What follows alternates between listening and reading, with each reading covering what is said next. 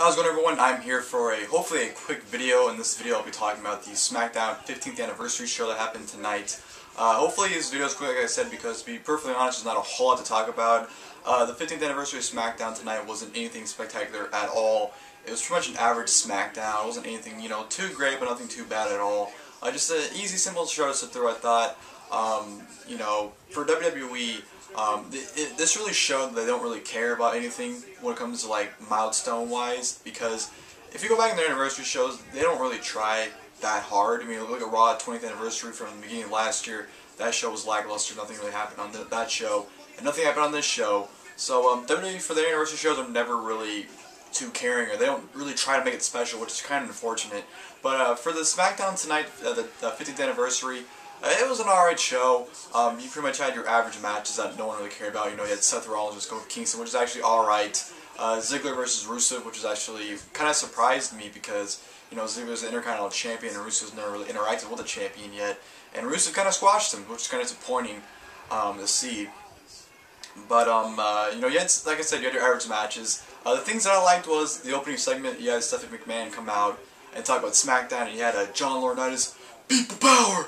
Everyone knows I'm marked for John Laurinaitis, the character-wise, not actual person. Character, of course, I'm marked for.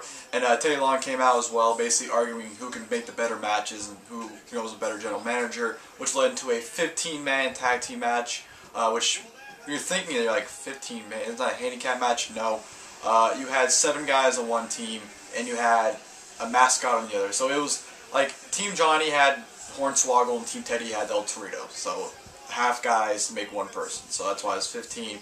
Good little segment there, I thought. Adam Rose came out, with the Rosebud, try to be like, oh, it's party time all the time.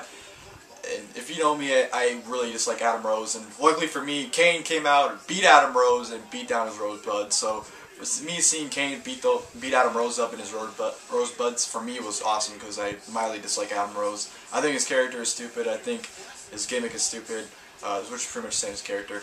But that character's not doing anything for him. Go back to Leo Kruger if you're smart, Adam Rose. Go back to Leo Kruger. Also, the Triple H and Rock segment was good backstage, but when the report came out about the segment, immediately everyone's saying, "Oh, Triple H versus Rock, it's going down at WrestleMania." But when you watch the segment, it really doesn't tease anything. Yeah, they mention WrestleMania and they kind of like challenge each other, but it's one of those segments where it's like it was kind of like two friends bickering about who's better. It's kind of like, oh yeah, you might have kicked my ass, but I won the match. Like, oh yeah, you might have won the match, but at the end of it, I was a champion. So it's kind of like, 2 friends bickering more than like a challenge. But they did, kind of like hint the challenge. But to me, when I watch it, I didn't really get any hint of a match at all. It wouldn't surprise me if they ended up going through with it, but watching it, it's kind of like, 2 friends bickering and having fun. So it didn't really, to me, it didn't hint a match at all. But especially the way it came out, like when they're talking about their past, they would show clips from the past, and it kind of seemed like a fantasy video you'd watch on YouTube about a fantasy match video package, like Stone Cold versus John Cena or something like that. So I really didn't get a whole lot of indication about a match. I just got something about 2 friends having good times and pretty much going against each other to see who was better, in the past. Also, another thing I liked was actually the 15-man tag team match. It was actually a lot of fun. I actually really enjoyed the match. Especially the ending of it. It was a lot of fun. Booker T was on commentary for the first time since 2012, I believe. And I always enjoyed Booker T on commentary, so seeing him on commentary for this match was a treat for me. And the tag team match was a lot of fun. Like I said, the last 5 minutes, just everyone's going ballistic and just having a lot of fun maneuvers. And Sheamus doing the 10, whatever the hell he calls it, the 10 bells, the badger, and whatever, to Stardust. 2 other people, I forgot who else he did too, but he did them like back to back to back. It was pretty funny. He was like doing it like a piano type, where he's boom, like a drum is like boom, next person boom, boom. Like it was pretty funny seeing that. So that was definitely a very fun 15-man tag team match. And of course, winner of the show was Miz TV with Dean Ambrose and John Cena, which I thought was pretty good. Actually, not pretty good. It was actually very good.